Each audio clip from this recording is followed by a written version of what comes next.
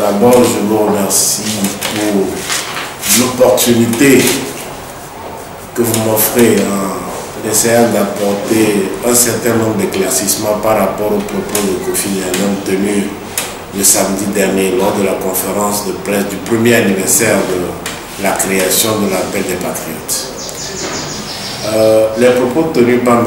Kofi Nyanam sont des propos mensongers, d'une légèreté insoutenable. M. Kofi Nyanam est un politicien saisonnier.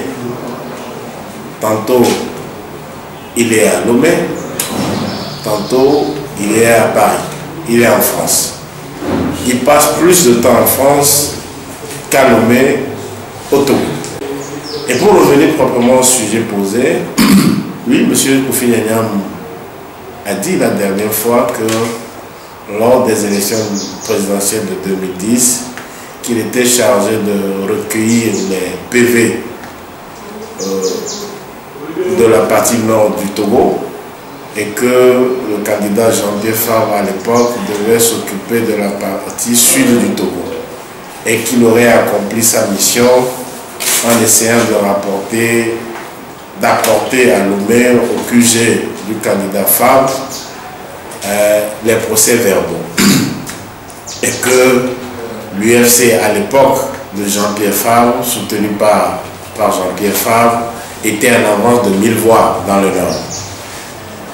Et qui s'attendait qu'au Sud, que les procès-verbaux aussi arrivent à confirmer la victoire de M. Fabre. Et que tout ça, il a remarqué que rien de tout ça n'a été fait. M. Kofi Nyanam, je pense qu'il a une mémoire très courte, parce que les PV dont il glose aujourd'hui qu'il a rapporté du Nord, ce n'est pas tout à fait vrai, puisque ces PV ont été récoltés de village par village, de préfecture par préfecture au Nord, par des responsables de l'UFC à l'époque. Je veux parler de M. Raymond Boudjor, qui était occupé de la partie septentrionale du Togo, qui devait recueillir tous les procès-verbaux de la partie nord du Togo. M. Kofi Nyanam et sa femme, au dernier moment, quand le régime avait refusé la candidature de M. Kofi Nyanam à ces élections, c'est à ce moment-là qu'il s'était investi dans le starting block de Jean-Pierre Fabre pour pouvoir battre campagne pour le candidat Fabre à l'époque.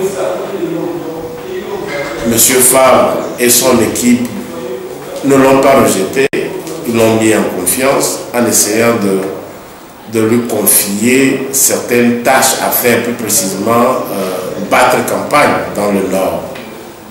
Mais les procès-verbaux sont, je le précise aujourd'hui, ramassés de village en village, de préfecture par préfecture, par un des responsables de l'UFC à l'époque, qui est M. Raymond Boudjor.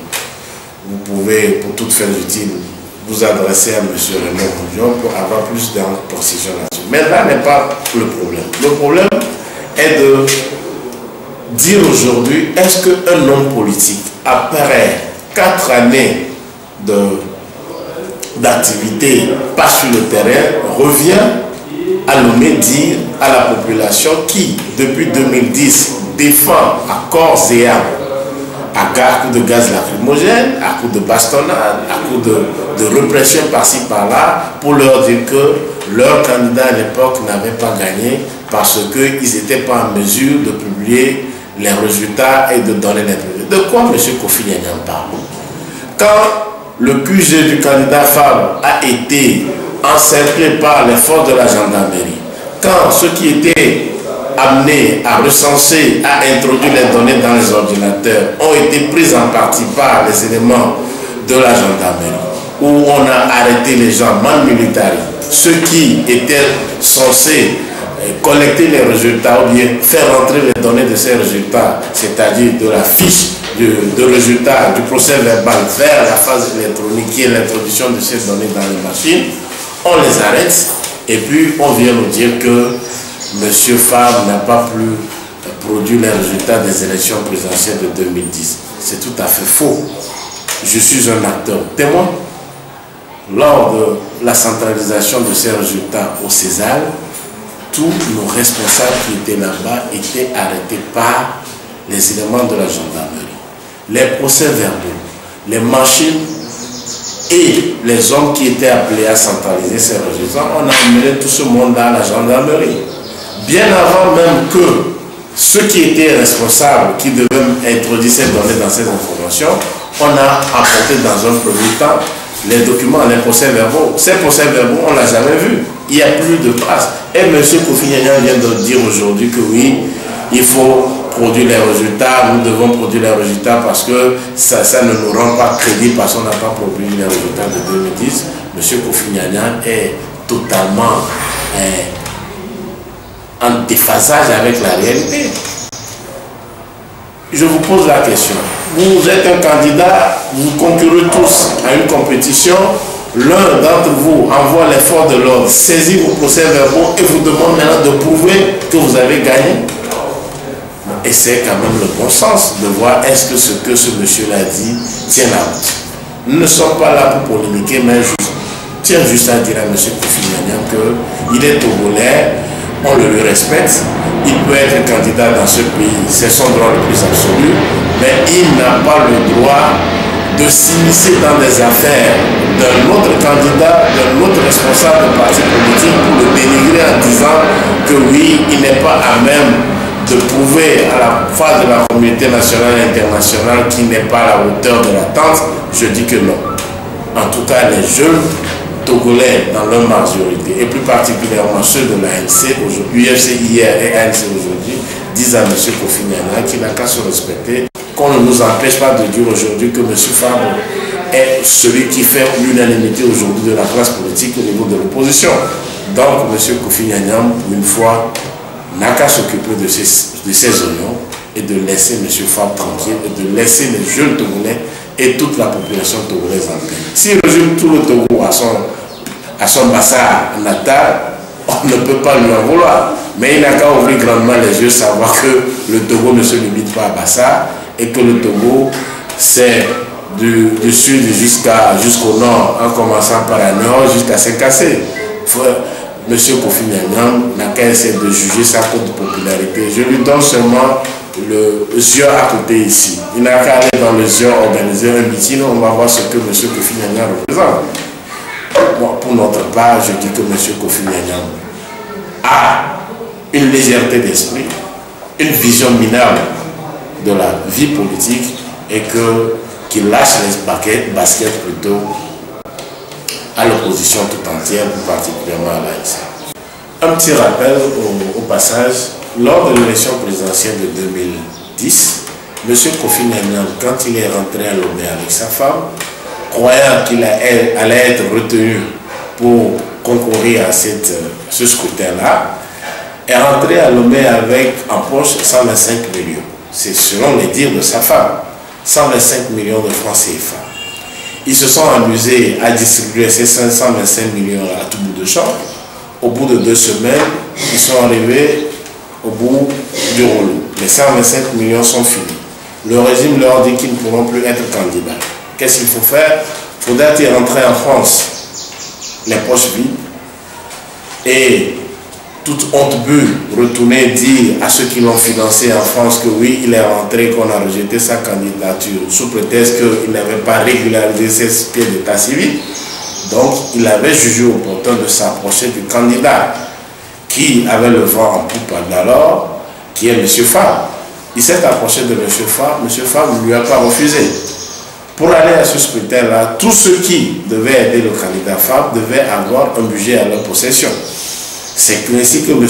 Kofi Nyanyan et sa femme et autres ont reçu dans un premier temps 4 millions pour battre campagne. M. Kofi Nyanyan, par des détours, est venu voir le candidat Fabre pour lui dire que non, les 4 millions qu'ils ont reçus chacun ne suffisaient pas et qu'il fallait ajouter la mise. Il a reçu encore 3 millions. Ce qui revient, faites le calcul vous-même, ça fait 7 millions. Il continue par des détours à l'ambiquer pour encore recevoir des sous et le total s'élevait à 8 millions. Mais M. Kofi Nyanyan et sa femme trouvent que ce montant qu'ils ont reçu ne suffisait pas et qu'ils ont fait un budget pour la présidentielle de 2010 à l'époque qui devait avoir 13 millions pour pouvoir couvrir le Nord et récolter les résultats. Arrêtez bien qu'il dit les résultats. Alors que dans la nomenclature des élections, dans un premier temps, le dispositif qui est mis en place, ce n'est pas les fiches de résultats qui comptent pour la production de preuves, c'est les procès-verbaux. Donc, dans les démarches de M. Kofi Nyanyam et sa femme, ils ont uniquement tablé sur le ramassage des fiches de résultats, alors qu'ils sont totalement en déphasage avec la réalité. On les a ramenés alors pour dire que non, c'est les PV que vous devez récolter. Je me souviens que M. Rundor, que j'avais dit tout tantôt, qui était censé couvrir le Nord pour le compte de l'UFC à l'époque, a rencontré Mme Kofi Nyanyam à hôtel avec Edia, à Sokone. Et Mme Kofi Nyanyam avait une équipe à sa solde, disait que oui, M. Raymond Rundor devait lui remettre 13 millions parce que c'est ce qu'il était convenu entre lui et le candidat Fabre à Lomé, qu'on devait leur remettre les 13 millions, que si elle ne recevait pas les 13 millions, qu'elle ne va pas s'exécuter, le travail ne sera pas fait. Et qu'elle se mettait à insulter l'UFC à l'époque, avec son candidat Jean-Pierre Faye, le traitant de tous les noms d'oiseaux. M. Rundor a décidé de son propre chef et a remis entre les mains de Mme Kofi Nyanyam à l'hôtel avec Edia 2 600 000 francs, rien que pour la calme. Par la suite, c'est des surenchères, mais je vous jure que M. Kofi Nyanyam, lors des élections passées, n'a dépensé aucun sou pour aider M. Fabre.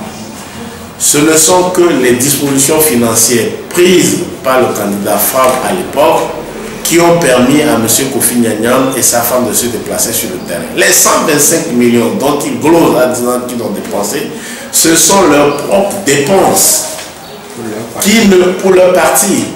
Ce n'est pas un parti politique. Hein, le sursaut national n'est pas un parti politique. Mais ils l'ont dépensé à leur propre compte. Et non pour le candidat Fabre. Maintenant, Mme Kofi Nyanyam va plus loin en essayant d'appeler M. Fabre pour lui dire que si vous ne me donnez pas le reste des sous pour que j'ai les 13 millions, qu'elle sera plutôt dans l'obligation de garder les procès-verbaux à son niveau, qu'elle n'a pas ramassé, que M. Rundor lui a remis par l'entremise de notre collègue, qu'elle ne va pas rendre des résultats au candidat Fabre à Lomé. Et c'est là où le M. Fabre part. Un de ses conseillers à l'époque lui a dit, mais écoutez madame, vous foutez de notre gueule.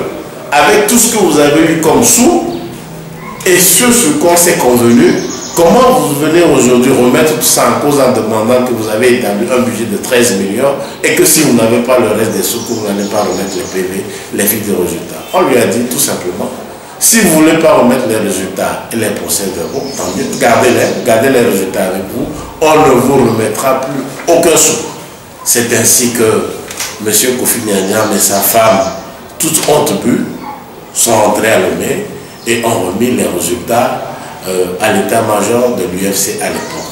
Mais si Kofi aujourd'hui vient dire à la face du monde, croyant que ceux qui sont restés sur le terrain, c'est des ignares, c'est des gens qui ne connaissent pas la pratique politique et qu'il faut les traiter de tout le nom. Non, nous sommes désolés. Monsieur Kofi Nyanyam, il ne faudrait pas qu'il rentre chaque fois à Lomé pour venir faire des leçons, donner des leçons de civisme, des leçons politiques aux gens qui sont sur le terrain. Nous sommes désolés. Monsieur Kofi Nyanyam n'a pas dépensé un franc dans la présidentielle de 2010. Qui vient dire aujourd'hui que tout ce qui s'est passé au César, que c'est du pipeau, je lui mets au défi. Si c'était aussi facile que ça, que M. Kofi Nyanyam, c'est son droit le plus absolu, s'il refuse de s'aligner sur la candidature unique de l'opposition, qu'il fasse cavalier seul, qu'il aille à ces élections, s'il est convaincu qu'il pourra battre M. Fonia Singbe avec Kofi Nyanyam qui n'est pas connu dans le Zion, M. Kofi Nyanyam qui n'est pas connu dans le plateau, vous allez dans le bas mono ici, vous allez au moyen mono, vous demandez, nous sommes des hommes de terrain, nous sillonnons tous les jours le terrain, chaque jour que Dieu fait, nous sillonnons le terrain. Je pense que M. Kofi Nyanyam se doit de respecter ses frères en politique. Et M. Kofi Nyanyam a tout intérêt à respecter le peuple togolais, à ne pas prétendre être le plus intelligent de tous les Togolais et que ça suffit.